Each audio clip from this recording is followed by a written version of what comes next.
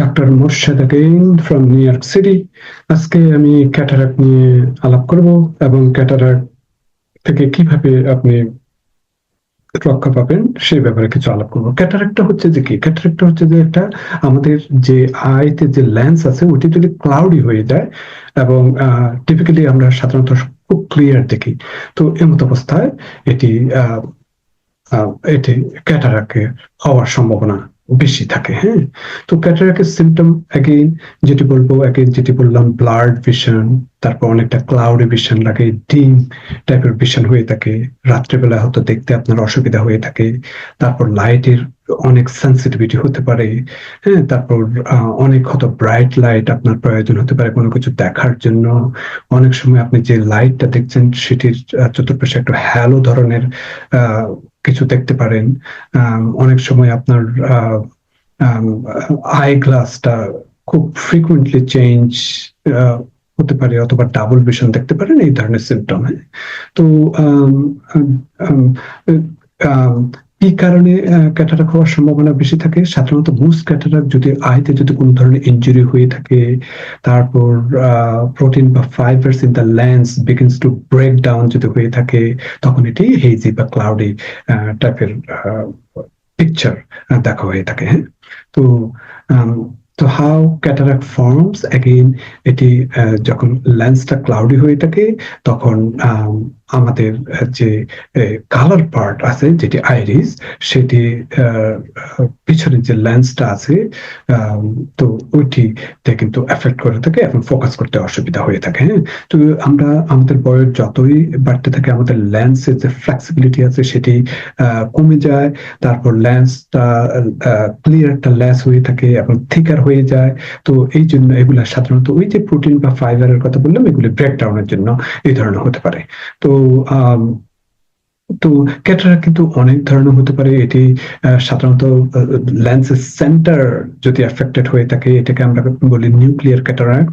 আর যদি এস টাইপের মানে একপাশ টাইপের হয়ে থাকে তখন সেটাকে আমরা বলে থাকি কর্টিক্যাল ক্যাটারাক্ট। আর যদি ব্যাক অফ দ্য লেন্স এর মধ্যে যদি ক্লাউডিনেসটা হয়ে থাকে সেটাকে বলি আমরা পোস্টেরিয়র সাবক্যাপসুলার ক্যাটারাক্ট। এবং আর যদি জন্মগতভাবে যদি কারো ক্যাটারাক্ট হয়ে থাকে তখন সেটাকে আমরা বলি কনজেনিটাল ক্যাটারাক্ট। তো রিস্ক ফ্যাক্টর কাদের আছে? রিস্ক ফ্যাক্টর বিশেষ করে অ্যাজ আই সেড যখন আমাদের বয়স যত হবে, বিশেষ করে এল্ডারলি তাদের হওয়ার সম্ভাবনা থাকে, যাদের ডায়াবেটিস আছে তাদের সম্ভাবনা বেশি থাকে, অনেক সানলাইট যদি টু মাস যদি পেয়ে থাকেন চোখে সেটির জন্য হতে পারে, যারা স্মোকিং অ্যালকোহল ড্রিঙ্ক করে থাকে তাদের হতে পারে, যাদের ওবেসিটি আছে তাদের হতে পারে, ফ্যামিলি হিস্ট্রি অফ ক্যাটারাক্ট যদি থাকে তাদের হতে পারে, যদি আইতে যদি ইনজুরি বা ইনফ্লামেশন হয়ে থাকে, কিংবা আগে যদি আই সার্জারি হয়ে থাকে, কিংবা অনেক দিন ধরে যদি আপনার কর্টিকোস্টেরয়েড মেডিসিন নিয়ে থাকেন তার জন্য হতে পারে।